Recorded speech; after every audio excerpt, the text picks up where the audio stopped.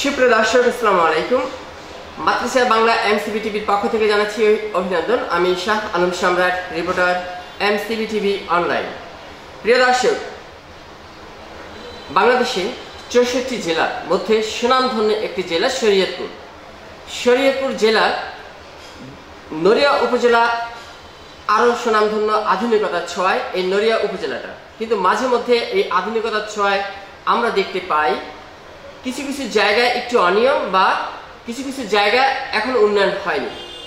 সেই উন্নয়ন হয়নি কেন, সেই বিষয়ে আমরা চলমান উন্নয়ন বা চলমান গতি নিয়ে কথা বলছি আজকে, যার সাথে একটি গুণী এবং সুনামধন্য ব্যক্তি, বাংলাদেশ জাতীয়তাবাদী দলের শরীয়তপুর জেলা বিএনপির উপদেষ্টা মণ্ডলীর সদস্য এবং নড়িয়া উপজেলা বিশিষ্ট সমাজসেবক এবং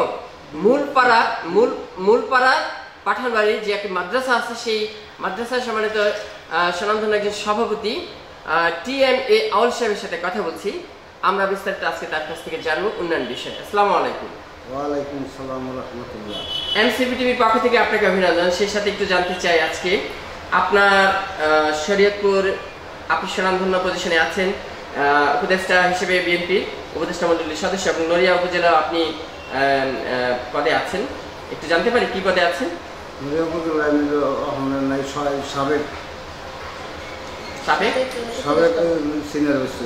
সাবেক সিনিয়র ভাইস প্রেসিডেন্ট বিএনপি। আচ্ছা, বর্তমান আপনি যেই এলাকায় থাকেন ঠিক পাশেই কিন্তু আপনি কিন্তু মুক্তারচর মূলপাড়া পাঠানবাড়ি এলাকার পাশেই কিন্তু নদীটা এবং এই ব্রিজটা। তো আপনারা এত মুরব্বিয়ান বা এত ঘনিষ্ঠভাবে এলাকায় বসবাস করেন, কেন আপনারা চাপ সৃষ্টি করে কেন আওয়ামী সরকারের সময়ও পারেন নাই এই ব্রিজটা শেষ করতে? ঢিলেঢালাভাবে কাজ হচ্ছে কেন? আপনাকে ধন্যবাদ। এমসিবি টিভির আপনি আজকে আমাদের কাছ থেকে নড়িয়ার উন্নয়ন সম্পর্কে এবং উন্নয়ন কেন হয় না এই সম্পর্কে জানতে চেয়েছেন। সেই প্রশ্নের জবাবে আমি বলতে চাই যে আমরা বিগত দিনে আওয়ামী সরকারের নিষ্পেষণের মধ্যে ছিলাম।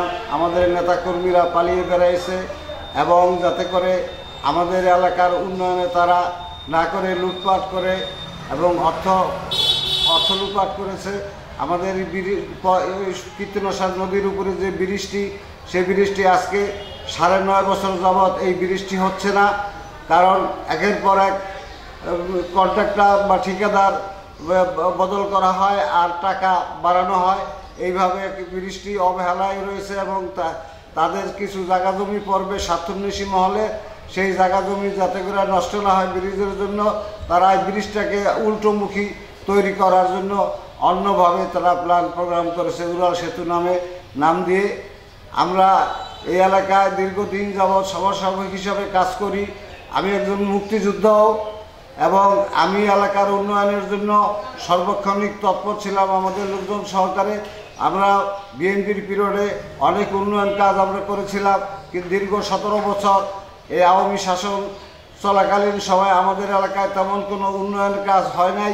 এবং আমাদের যে রাস্তাটি পদ্মা সেতুর থেকে মাওয়া থেকে আমাদের পদ্মা সেতু হয়ে আমাদের শরীয়তপুর এবং নড়িয়া, বেদরগঞ্জ, গোসাইরহাট, রামগঞ্জা বিভিন্ন জায়গায় যে রাস্তাগুলি হওয়ার কথা ছিল, দুর্ভাগ্য আমাদের এই এলাকাবাসী সেই রাস্তাঘাটগুলি তারা তৈরি করে নাই এবং রাস্তাঘাটের নামে, জমি অধিগ্রহণের নামে তারা টাকা পয়সা লুপাট করেছে এবং এদেশের জনগণকে উন্নয়ন থেকে বঞ্চিত করেছে।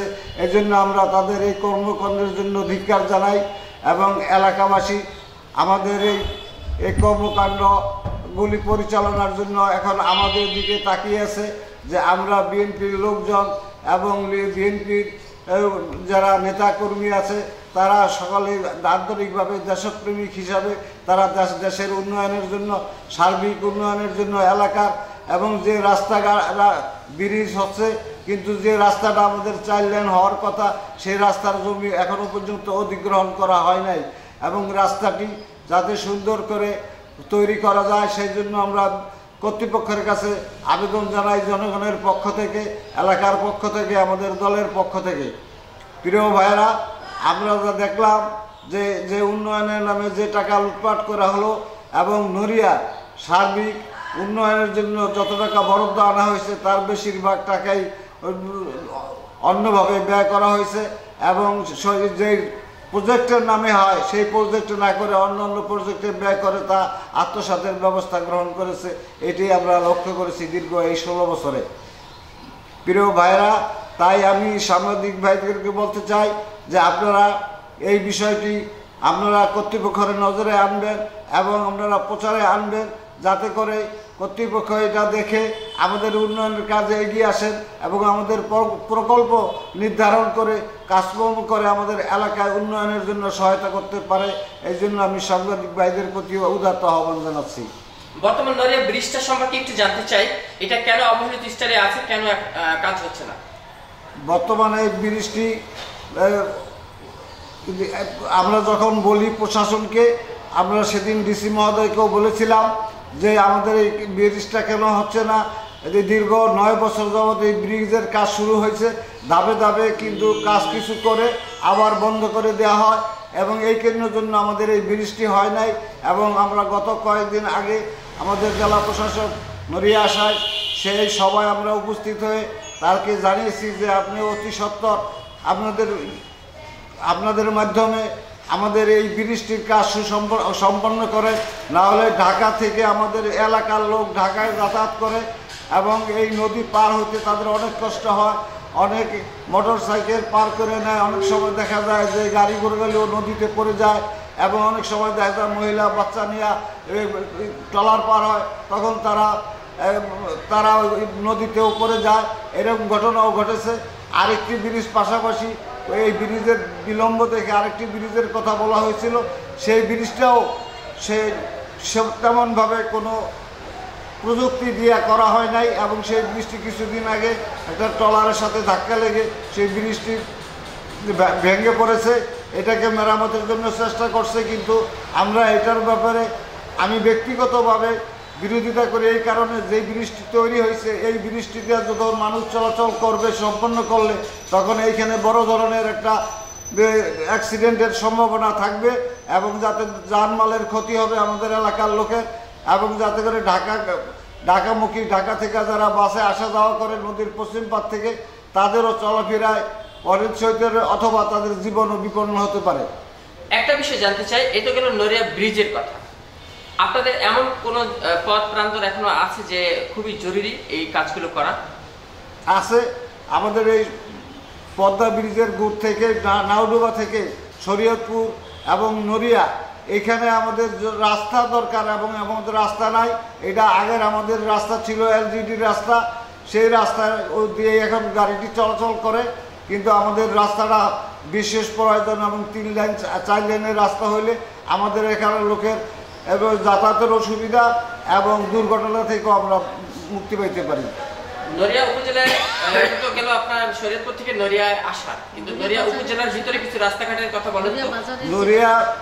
নড়িয়া বাজার থেকে পূর্ব দিকে যে আমাদের নড়িয়া উপজেলার যে ইউনিয়নগুলি আছে সেগুলিতে যাইতে অনেক রাস্তাঘাট এখনো অনুন্নয়ন এবং কোনো উন্নতি নাই। কোনো আগে রাস্তা যতটুকু করেছিল তা ভেঙে চলে গেছে, সেগুলিকে ঠিক করা হয় না। এগুলি ঠিক করার জন্য আমি বিশেষভাবে কর্তৃপক্ষকে অনুরোধ করছি তারা যেন এই পরীক্ষা করে এবং নড়িয়া এবং বাজারের চৌরাস্তা থেকে ভিতরে আসলে আমাদের এই বাজারের মধ্যে পানি জমে যায়, কারণ ড্রেনগুলি ঠিক হয় নাই এবং ড্রেন ঠিক মতন ড্রেন নাই এবং ড্রেনগুলি পানি নিষ্কাশনের জন্য ব্যবস্থা করলে বাজারের ব্যবসায়ীদেরও সুবিধা হবে, ক্রেতাদেরও সুবিধা হবে এবং জনগণেরও আসতে সুবিধা হবে। এবং নড়িয়ার চৌরাস্তার পশ্চিম পাশে পানি জমে যায়, যেখান করে মানুষ চলাফেরা করতে পারে না। আপনাদের নড়িয়া উপজেলায় বা মুক্তাচর এরিয়াতে মাদক মুক্ত এবং কতটা সন্ত্রাস মুক্ত আছে? বর্তমানে প্রশাসনের চেষ্টা করছি যাতে আমাদের এলাকা মাদক মুক্ত হয় এবং এদিকে ওই সময় মাদকের বৃদ্ধি লাভ করেছিল আওয়ামী সরকারের আমলে। আমরা এখন মাদকের বিরুদ্ধে আমরা সোচ্চার হয়েছি এবং প্রশাসনকে আমরা সহযোগিতা করছি এবং মাদক নির্মূলের জন্য আমরা চেষ্টা করতেছি। ইনশাল্লাহ ভবিষ্যতে আশা করি আমাদের এখানে এই মাদক মুক্ত এলাকা হয়ে যাবে। ধন্যবাদ আপনাকে। আজকে অনেক তথ্য আপনার কাছ থেকে পেলাম। তো আমরা আজকে বিদায় নিচ্ছি, দেখা হবে অন্যদিন অন্য বিষয়ে। ধন্যবাদ। ধন্যবাদ। প্রিয় দর্শক, দেখলেন অনেক অনিয়মের কথা।